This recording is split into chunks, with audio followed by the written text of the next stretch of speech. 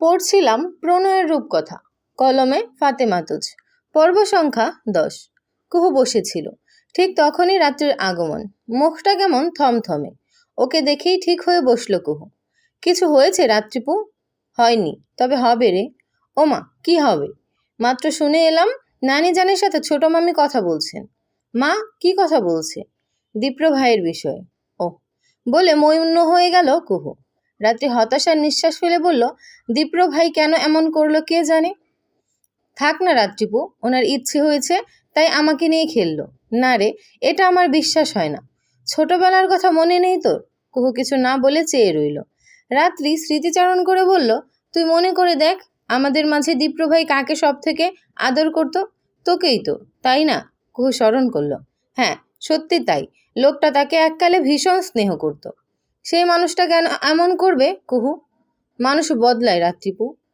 দীপ্র ভাই বদলায়নি রে, একদমই বদলায়নি। হয়তো বদলেছে। ছোটবেলায় আমি ওনার স্নেহে ছিলাম। বড় হয়ে যে তেমন থাকবো সেটা তো কোনো লজিক্যাল ব্যাখ্যা নেই রাত্রাপু। তার থেকেও বড় কথা, ছোটবেলায় উনি আমাকে স্নেহ করতেন অন্য সম্পর্ক ধরে। সেটার বদল ধরতে যাচ্ছিল। সেটা হয়তো মানতে পারেননি। তেমন হলে আগে কেন মানা করলো না? ঠিক তাই, তবে আগে কেন মানা করলো না? এই একটা প্রশ্নের উত্তর তো কুহুর নিকটও নেই। ও নিজেও তো এই উত্তর খুঁজে বেড়ায়। মাঝে অনেক বছর কেটে গেছে, দূরত্ব তৈরি হয়েছে, কিন্তু তবু যে মানুষটার ভীষণ আদরে রাখতো সেই মানুষটা এভাবে অপমান করতে পারে? কুহুর কান্না পায়, ভীষণ কান্না। তবে ও কাঁদতে চায় না কারো সামনে। এই ঝড়টা ওর নিজের, একান্ত কিছু ঝড়, একান্তভাবেই সামলাতে হয়। রাতে খাবারের সময় সবাই এসেছে। আয়ানাও এসেছে। তার চোখ মুখ গম্ভীর। সবাই ওর খোঁজ নিয়েছে, তবে দীপ্র ভাই তেমন একটা খোঁজ নিল না। খোঁজ নিল না বলতে আলাদা করে নিল না, একবার ঘরে গিয়ে দেখলও না। এই নিয়েও ওর মনে একটা রাগ তৈরি হয়েছে। দাদিজানকে নিয়ে এলো কণা, বসিয়ে দিল চেয়ারে। খাবার বেড়ে দেওয়ার পর তিনি বললেন, আহ কাদের, কোথায় চলে গেলি বাবা? তোকে ছাড়া সব কেমন মলিন। বলেই তিনি দীর্ঘশ্বাস ফেললেন। মায়ের কষ্টটা ভীষণ আলাদা হয়। এই কষ্টটা কোনোভাবে ব্যাখ্যা সম্ভব নয়। সবাই থম ধরলে কেন? খাওয়া শুরু করো। শুরুর দিকে আমার কাদের বলতো, মা, একদিন সব আবার আগের মতো হবে। ভাইজানরা ফিরবে, আমরা সবাই এক হব।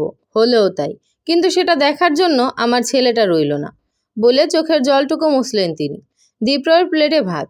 ও নাড়াচাড়া করে কথাগুলো শুনছিল। কুহু নীরব হয়ে বসে। বাবার কথা মনে পড়লেই সবটা কেমন যেন লাগে। খাও তোমরা। ছোট বউ, তরকারি দাও সবাইকে। ববিতা তরকারির বাটি নিয়ে বেড়ে দিতে লাগলেন। তিনি পাথরের মতো আচরণ করছেন। নিঃস্ব হয়ে যাওয়ার পর মানুষ পাথরের মতোই হয়ে যায়, যদিও কখনো কখনো পাথরের মাঝেও ফাটল ধরে, আর তখন আষাঢ়ের বৃষ্টির মতো কাঁদতে ইচ্ছে করে। বাইরে বৃষ্টি হচ্ছে। দীপ্র নিজের কক্ষে বসেই কাজ করছিল, তবে কাজে মন থাকছে না। এমনটা খুব অল্পই হয় ওর সাথে। ও বরাবরই কর্মঠ।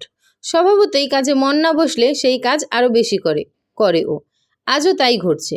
কাজে মন বসছে না, তবে মনকে জোর করে বসিয়ে রেখেছে। এতে ধীরে ধীরে হলেও কাজগুলো আগাচ্ছে। দীপ্রর এই স্বভাবটা দারুণ। তাই তো ওর শিক্ষক বলতেন, দীপ্র, তোমার মতন ডেডিকেটেড মানুষ খুব কমই জন্ম নেয়। নিজেকে হারিয়ে ফেলো না। এই কথাটা বারবার মনে করে ও। যখন মনে হয় তখনই ভেতর থেকে অন্যরকম শক্তি কাজ করে। বাইরের বৃষ্টি ওর কাজে বিরতি দিল। জানালাটা দুলছে, বারবার আঘাত করছে। এতে মনোযোগ সরে যাচ্ছে। ও ল্যাপটপ রেখে গিয়ে জানালা লাগাতে এলো। ঠিক তখনই নজরে এলো বৃষ্টিতে ভিজে চলেছে এক নারী অবয়ব। একটু ভালো মতো দেখলে বোঝা যায় অবয়বটি কুহুর। মেয়েটি দুহাত মেলে দিয়ে ভিজে চলেছে, বোধহয় অনেকক্ষণ হয়ে গিয়েছে। একদম ভিজে চুপচুপ হয়ে ফিরল কুহু।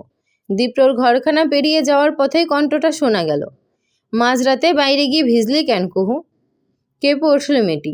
এমনিতেই বেশ অনেকটা সময় ভিজেছে, শুধু ভিজেইনি, কেঁদেছেও। তাই চোখ দুটো লাল হয়ে গিয়েছে। করিডোরে টিম টিম করে আলো জ্বলছে, হলদেটে তার রং, অনেকটা সন্ধ্যা রাতের মতো। কি হলো? জবাব কোথায়? কুহুর জবাব দিতে মন চায় না, তবে ও দেখাতে চায় না নিজের রাগটুকু। তাই ছোট করে বলে, এমনি। তাই বলে মাঝরাতে? ছাদে তালা দেওয়া, পিচ্ছিল হয়ে আছে, রেলিংয়ের কাজ চলছে। রেলিংয়ের কাজ শুরু হয়ে গিয়েছে, অথচ দীপ্ররও জানা নেই বিষয়টি। অবশ্য বাড়িতে খুব কম থাকা হচ্ছে তার। কয়েক সেকেন্ড পর মেয়েটি পা বাড়াতেই দীপ্র রাশভারী গলায়, যেতে বলেছি। কুহু মনে মনে আওড়ালো, আপনি বলার কি? তবে মুখে তেমন কিছুই বলল না, দাঁড়িয়ে রইল। চাচি কি বলেছে? সহজ কথায় কুহু বলল, আপনার সাথে দূরত্ব রাখতে। তুই কি সিদ্ধান্ত নিলি? আমার সিদ্ধান্তের মূল্য নেই। কে বলেছে নেই? কেউ বলেনি, আমার মনে হয়েছে। দীপ্র মৌন রইল কয়েক সেকেন্ড, তারপর বলল, তার মানে দূরত্ব রাখছিস? কুহুর বলতে ইচ্ছে হয়, দূরত্ব তার সাথে রাখা যায় যার সাথে ঘনিষ্ঠতা থাকে। আপনার সাথে তো আমার ঘনিষ্ঠতা ছিলই না দীপ্র ভাই। চুপ কেন? আবারও শুধায় দীপ্র। কুহুর শরীর কাঁপছে, ভীষণ ঠান্ডা লাগছে। আমার কোনো সিদ্ধান্ত নেই, কোনো কিছু বলারও নেই। যা হয়েছে তা একটা অতীত। স্বীয় ঠোঁট কামড়ে ধরে দীপ্র। মিনমিনে সুরে বলে, অতীত আমাদের পিছু ছাড়ে না রে কুহু, কখনোই ছাড়ে না। মানুষটার কথায় খুব সূক্ষ্ম রহস্য পাওয়া যায়। তবে কুহু সেসব পাত্তা দেয় না। ও কাঁপতে কাঁপতে বলে, রাত অনেক বেশি, আমি এখানে দাঁড়িয়ে কথা বলতে পারছি না, আমায় মাফ করবেন। তারপর আর এক সেকেন্ডের সময় নেয়নি ও। বড় বড় পায়ে নিজের কক্ষের দিকে এগিয়ে গিয়েছে। দীপ্র আর আটকায়নি। আটকাবেই বা কেমন করে? অধিকার তার নেই, একদমই নেই। জামা কাপড় বদলে নিল কুহু। চুলগুলো মুছতে মুছতে আরশির সামনে এসে দাঁড়ালো। ভীষণ খারাপ লাগা কাজ করছিল। কাঁদতে ইচ্ছে হচ্ছিল। আর বৃষ্টিরও প্রয়োজন ছিল। বৃষ্টিতে ভিজে কাঁদলে সেই চোখের জল কেউ দেখে না। তখন ইচ্ছে মতন কাঁদা যায়। সৃষ্টিকর্তা সেই সুযোগটি দিতেই কুহু লুফে নিয়েছিল। তবে দীপ্রর সাথে দেখা হওয়াটা ওর মনকে প্রভাবিত করল। কঠিন ব্যক্তিত্ব দেখানো দীপ্র আজ তার সিদ্ধান্তের কথা জানতে চেয়েছে। এসবের মাঝে লুকায়িত কিছু কি আছে? হয়তো আছে। অপমান লুকিয়েই আছে। কুহুর তো তাই মনে হয়। মানুষটাকে স্মরণ করালো, তার সিদ্ধান্তের মূল্য নেই। মূল্য যদি থাকতোই তবে বিয়ের বিষয়টি ঘটতোই না। আয়নার শরীর কাঁপছে। থমথমে মুখে মায়ের ঘরে এসে পৌঁছালো। মা বিরক্ত হয়ে বলল, এই মাঝরাতে এভাবে কেউ দরজা ধাক্কায়? আয়ানা, এমন ম্যানারলেস কবে থেকে হলে তুমি? তুমি জানো কি হয়েছে? যার জন্য এভাবে ঘুম নষ্ট করলে? তুমি ঘুমিয়ে থাকো মা, আমি মাত্রই দেখলাম কুহু দীপ্র দাদা ভাইয়ের সাথে কথা বলছে। অথচ চাচি কি বলেছিলেন? শোনো, এসব মুখের কথা মা। আসলে চাচি কৌশলে কুহু আর দীপ্র দাদা ভাইকে এক করতে চাচ্ছেন। সবগুলো কথা মনোযোগ দিয়ে শুনলেন আবিদা। তারপর ছোট করে নিঃশ্বাস ফেলে বললেন, তুমি এতটা উদ্বিগ্ন কেন হচ্ছ আয়ানা? কেন হচ্ছি সেটা বুঝো না তুমি? আমি তোমাকে সিরিয়াসভাবেই নিইনি।